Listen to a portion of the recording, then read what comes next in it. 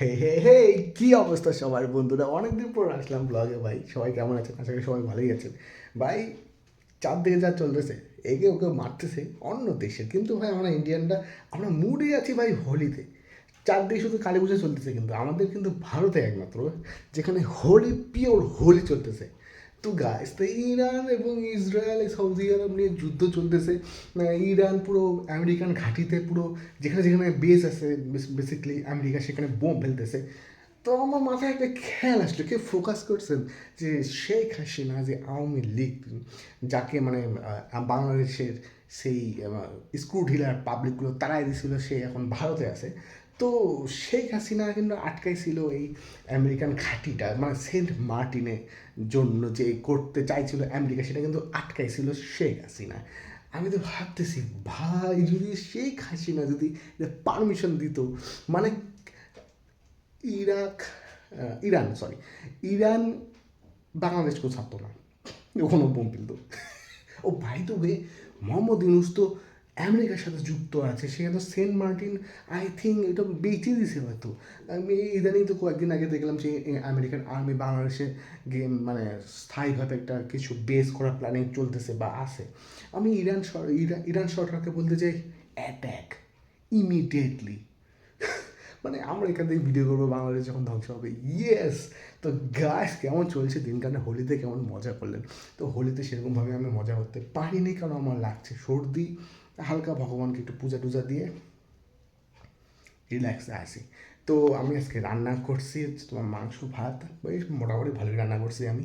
আজকে জীবনে প্রথম মাংস ভাত রান্না করছি। তারপর বিকাল টাইমটা খাইলাম আমি ম্যাগি। আমি ম্যাগি বানাইতে সব থেকে বেশি ভালোবাসি, আমার ম্যাগি বানাতে আমার দারুণ লাগে। তো আপনাদের কী কী রান্না করতে ভালো লাগে অবশ্যই কিন্তু জানাবেন। সো বন্ধুরা, যারা যারা এই সালমান মানে আমাদের যে সৌদি আরবের কিং প্রিন্স সালমানকে নিয়ে যারা যারা মিম করছেন, তারা কিন্তু একটু সাবধানে থাকবেন, কারণ আপনাদের জন্য কিন্তু প্রবাসীরা কিন্তু ফাঁসতে পারে। এটা কিন্তু লেটেস্ট নিউজ দিচ্ছি আমি। হুজুগে সালমানের নামে কিছু উল্টাপাল্টা করতে যাবেন না। সৌদি আরবে কিন্তু আপনাদেরই প্রবাসী ভাইরা রয়েছে। সো ব্যাপারটা ঠিক অন্যরকম হয়ে যাচ্ছে ভাই গোটা পৃথিবীতে। চারদিকে চলতেছে এখন যুদ্ধ, না জানি কী হবে, তেলের দাম বাড়বে কি না, খাবারের দাম বাড়বে কি না।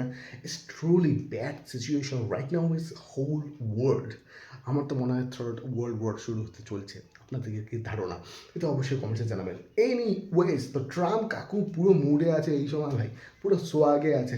তো যখনই ব্যাপারটা হচ্ছে, I don't care Iran, I don't care Iran, Iran is destroy immediately.